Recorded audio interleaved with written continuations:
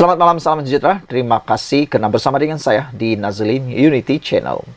Akhirnya, keputusan yang kita tunggu-tunggu daripada Muhyiddin Yassin, daripada Bersatu, akhirnya kunjung tiba sudah.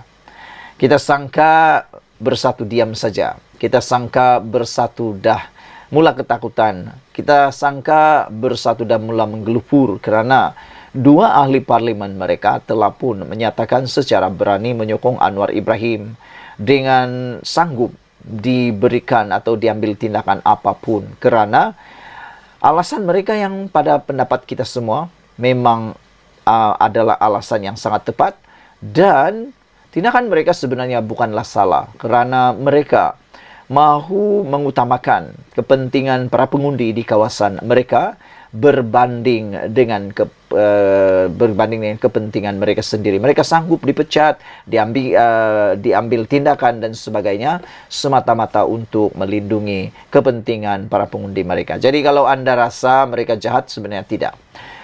Saudara-saudara sekalian, akhirnya Bersatu mengumumkan keputusan yang ditunggu-tunggu oleh rakyat Malaysia, yaitu ahli parlimen Kuala Kangsar Iskandar Zulkarnain akhirnya digantung keahlian Bersatu selama 4 tahun.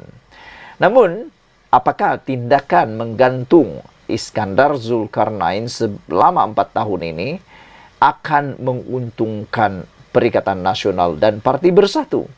Atau ya sebenarnya tidak memberikan apa-apa makna? Kerana digantung keahlian selama 4 tahun itu, maknanya 5 tahun akan datang tamat sudah tindakan disiplin itu. Boleh lagikah Iskandar Zulkarnain itu dicalonkan sekali lagi? Kerana 4 tahun lagi pilihan raya akan diadakan. Apakah beliau akan masih boleh dicalonkan? Ataupun yang menghairankan kita ini ialah kenapa 4 tahun saja? Lebih baik digantung 6 tahun supaya tidak boleh bertanding lagi pada PRU akan datang. Tapi tak tahulah apa strateginya pun kita tak tahu. Kalau anda mempunyai pemikiran, anda mempunyai pendapat sendiri, bolehlah anda tinggalkan dalam ruangan komen. Kenapa agak-agak Iskandar Zulkarnain hanya digantung 4 tahun dan bukan 5 atau 6 tahun? Saudara-saudara sekalian, ahli Parlimen Kuala Kangsar Datuk Iskandar Zulkarnain Abdul Khalid digantung keahliannya oleh Bersatu selama tempoh 4 tahun. Susulan pendiriannya menyokong kepimpinan Perdana Menteri Datuk Seri Anwar Ibrahim. Setiausaha Agung Bersatu Datuk Seri Hamzah Zainuddin memaklumkan keputusan itu dibuat selepas Jawatan Kuasa Lembaga Disiplin Bersatu bersidang pada semalam bagi meneliti laporan pelanggaran disiplin dan pelanggaran perlembagaan oleh Iskandar. Selepas diteliti dengan sehalusnya segala bukti dokumentasi, keseriusan kesalahan, implikasi serta impak kepada parti dan juga surat penjelasan daripada Datuk Iskandar Zulkarnain, Jawatan Kuasa Lembaga Disiplin mendapati beliau bersalah di bawah pasal 22.1 dalam kurungan F Perlembagaan Persekutuan. Sehubungan dengan itu, Datuk Iskandar Zulkarnain digantung keahliannya berserta semua jawatan dalam parti yang dipegang bagi tempoh 4 tahun, berkuat kuasa dari tarikh keputusan hukuman iaitu 3 November, katanya dalam kenyataan. Sebelum ini Iskandar dalam satu kenyataan memutuskan untuk menyokong kepimpinan Anwar. Beliau berkata, keputusan itu dibuat selepas meneliti rintihan berterusan pengundi dan menitik beratkan keperluan mendesak untuk menangani masalah krisis kenaikan kos sara hidup yang melanda kawasannya. Selain Iskandar, seorang ahli Parlimen Labuan lagi daripada Perikatan Nasional, Datuk Suhaili Abdul Rahman turut menzahirkan sokongan serupa kepada kepimpinan Anwar Ibrahim. Suhaili dalam satu kenyataan berkata keputusan itu dibuat selepas mengambil kira semua permasalahan rakyat Labuan yang berdepan dengan kos sara hidup yang semakin tinggi serta masalah bekalan air dan elektrik di sana. Suhaili dijangka berdepan tindakan yang sama daripada Jawatan Kuasa Lembaga Disiplin Bersatu. Saudara-saudara sekalian, ini adalah keputusan yang memang kita hampir jangka dan kita hampir sama sudah maksud dan caranya. Sekian dulu untuk kali ini, ikuti terus ulasan selepas ini. Selamat malam, salam sejahtera. Ini ulasan istimewa untuk Anda semua. Baru-baru ini kita dikejutkan dengan ugutan daripada lelaki yang turut mengugut Anwar Ibrahim sebagai Perdana Menteri di Facebook. Juga yang paling mengejutkan kita, beraninya lelaki itu turut mengugut timbalan Ketua Polis Negara Ayub Khan.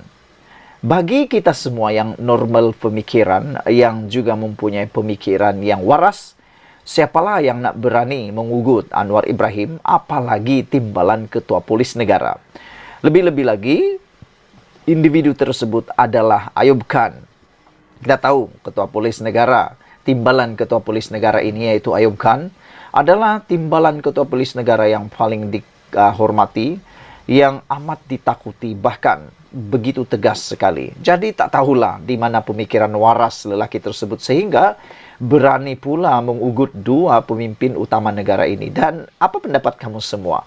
Patutkah lelaki itu dimaafkan saja atau untuk pengajaran patut dipenjarakan dan pula perlu dihukum dengan lebih berat? Karena kita lihat perbuatan memfitnah, perbuatan menabur fitnah, juga perbuatan mengugut kini menjadi-jadi. Kalau yang baru-baru ini, Anwar Ibrahim dan timbalan Ketua Polis Negara yang diugut, kali ini tidak ketinggalan, tidak terlepas, Menteri Pendidikan pula kali ini diugut oleh seorang lelaki. Tapi bersyukur kerana lelaki yang telah mengugut Menteri Pendidikan itu telah pun ditahan. Kali ini apa reaksi Anda? Apa yang perlu kita buat kepada orang yang suka mengugut ini? Adakah perlu dilepaskan atau perlu diberikan pengajaran? Kalau perlu diberikan pengajaran, kalau terbukti bersalah, apakah hukumannya? Ada yang mengatakan hukum saja 1000 tahun penjara, hukum saja 1 juta tahun penjara, atau sebat 25 kali, kata mereka. Tapi tak tahulah, kita perlu ikut undang-undang yang ada di Malaysia. Seorang lelaki akhirnya ditahan selepas disyaki membuat hantaran berbaur ugutan jenayah terhadap Menteri Pendidikan Fadilah Siddiq. Pengarah Jabatan Siasatan Jenayah JSJ, Datuk Seri Muhammad Suhaili Muhammad Zain berkata, pemilik akaun di aplikasi X berusia 28 tahun itu ditahan di setapak Kelmarin. Permohonan reman mengikut Seksyen 117 Kanun Tata Cara Jenayah ke atas lelaki itu dibenarkan selama 3 hari. Setakat ini, 4 laporan polis diterima berhubung isu sama, katanya dalam kenyataan semalam. Muhammad Suhaili berkata, kesiasatan disiasat mengikut Seksyen 507 Kanun Keseksaan dan Seksyen 233 Akta Komunikasi dan Multimedia 1998. Katanya, kes masih di peringkat siasatan dan polis menasihati orang ramai supaya tidak membuat spekulasi yang boleh mengganggu siasatan. Orang ramai turut diingatkan supaya cakna dan prihatin terhadap isu sensitif, terutama membabitkan keselamatan serta kegentaran awam ketika menggunakan media sosial, kata beliau. Saudara-saudara sekalian, perkara yang memang kita nak cuba elak ialah perbuatan-perbuatan seperti ini. Janganlah sampai mengugut menteri pula. Kalau dah tak puas hati sekalipun, janganlah sampai menyebabkan anda boleh didakwa. Kalau tak puas hati, tulis surat. Buat laporan yang tepat. Buat laporan yang lebih mengikut saluran yang betul, bukan melalui media sosial, bukan juga melalui cakap-cakap atau sebagainya. Ingat, anda dan kita semua diperhatikan 24 jam. Sebelum kita berpisah, sila tinggalkan komen anda. Apakah perlu diberikan permohonan maaf kepada lelaki ini selepas kalaulah beliau tiba-tiba memohon pengampunan, memohon maaf secara terbuka selepas membuat ugutan tersebut, ataukah kita perlu memberhentikan sudah budaya memaafkan secara 100% dan perlu dihukum terus terpulang pada anda. Tapi pada pendapat saya, dua-dua perkara itu perlu dipertimbangkan sebaik-baiknya kerana ada pro dan kontranya. Namun demikian, kita sebagai rakyat Malaysia harus tahu sempadannya, harus tahu di mana perlu dan di mana tak perlu. Sekian dulu Malaysia kita punya, kita jaga sama-sama, cintai Malaysiaku. Bye-bye. Selamat petang, salam sejahtera. Terima kasih kerana bersama dengan saya di Nazlin Unity Channel. Ini satu kejutan daripada UMNO berkaitan dengan dua ahli parlimen bersatu sokong Anwar Ibrahim. Akhirnya UMNO buka cerita. UMNO menyatakan bahawa tak terlibat pujuk ahli parlimen pembangkang sokong Perdana Menteri.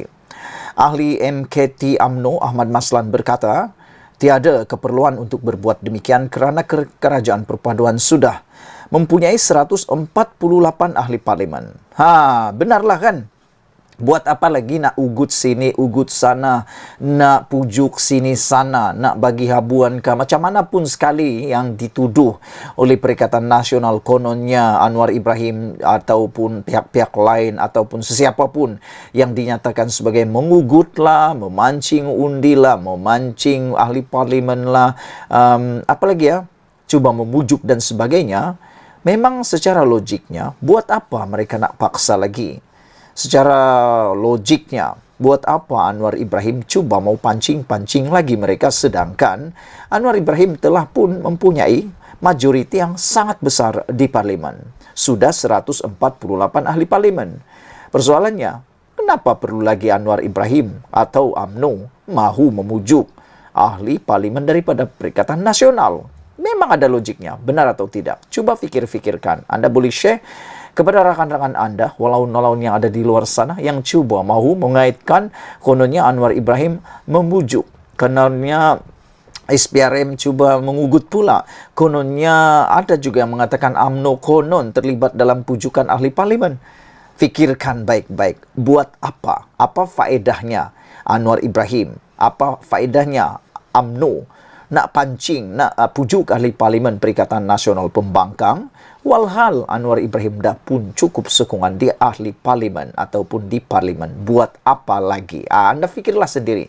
Itu semua mungkin hanya retorik cerita untuk menyenangkan hati saja. Ahli Majlis Tertinggi UMNO iaitu Ahmad Maslan berkata, partinya tidak terlibat sama sekali dalam usaha menarik sokongan dua ahli parlimen Perikatan Nasional untuk menyokong Perdana Menteri. Beliau menegaskan tiada pemimpin atau pimpinan UMNO yang terlibat memujuk ahli-ahli parlimen Perikatan Nasional itu. Malah tiada keperluan untuk menarik sokongan daripada pihak pembangkang kerana Kerajaan Perpaduan sudah mempunyai 148 ahli parlimen. Perdana Menteri Anwar Ibrahim tidak menyuruh sesiapa, malah sebagai timbalan beliau iaitu di Kementerian Kewangan, Ahmad Maslan menyatakan beliau tidak pernah disuruh untuk melakukan perkara-perkara sebegitu. Kerana kerajaan sekarang kuat dan stabil, katanya pada sidang media selepas sebuah acara di Air Boloi Pontian hari ini. Setiausaha Agung PN Hamzah Zainuddin semalam dilaporkan berkata, pihaknya sedang mengumpul bukti berhubung dakwaan ahli parlimen pembangkang diugut supaya menyokong Kerajaan Perpaduan. Dah lama dah perkara ini mereka nyatakan, berapa hari bulan yang lepas lagi. Tapi sampai ke hari ini laporan polis pun tidak dibuat, laporan siasatan pun tiada dibuat, bukti-bukti pun masih belum lagi diberikan langsung. Jadi, ialah kita tunggu sajalah. Mereka sedang mengumpulkan bukti, kata Hamzah Zainuddin. Ahmad Maslan yang juga timbalan pengerusi UMNO Johor berkata, ahli parlimen sekadar boleh menyatakan sokongan memandangkan mereka terikat dengan Akta Anti Lompat Parti jika sebelum ini lompat terjadi apabila kerajaan tidak stabil. Namun pada masa kini sudah ada Akta Anti Lompat Parti, ahli parlimen sudah tidak boleh keluar daripada parti, katanya. Kuala Kangsar, Iskandar Abdul Khalid dan Labuan Suhaili Abdul Rahman tidak keluar daripada bersatu tetapi sekadar menyatakan sokongan kepada Perdana Menteri. Dilaporkan pada Isnin lepas, Suhaili menyatakan sokongan kepada Anwar Ibrahim selepas mengambil kira permasalahan rakyat Labuan yang berdepan kos sara hidup semakin tinggi serta gangguan bekalan air dan bekalan elektrik yang berterusan. Suhaili ialah wakil rakyat bersatu kedua yang menyokong kepimpinan Anwar Ibrahim selepas Iskandar Zulkarnain berbuat demikian pada 12 Oktober. Susulan itu, Bersatu memutuskan Badan Pimpinan Negeri mengambil alih pengurusan bahagian Kuala Kangsar dan Labuan, sementara menunggu keputusan dibuat lembaga disiplin terhadap Iskandar dan Suhaili. Selain itu, Hamzah mengumumkan pada Khamis lepas bahawa Naib Presiden Bersatu Razzie Jidin dilantik sebagai Ketua Bersatu Wilayah Persekutuan berkuat kuasa serta-merta bagi menggantikan Suhaili. Sekian dulu untuk kali ini, ikuti terus ulasan selepas ini.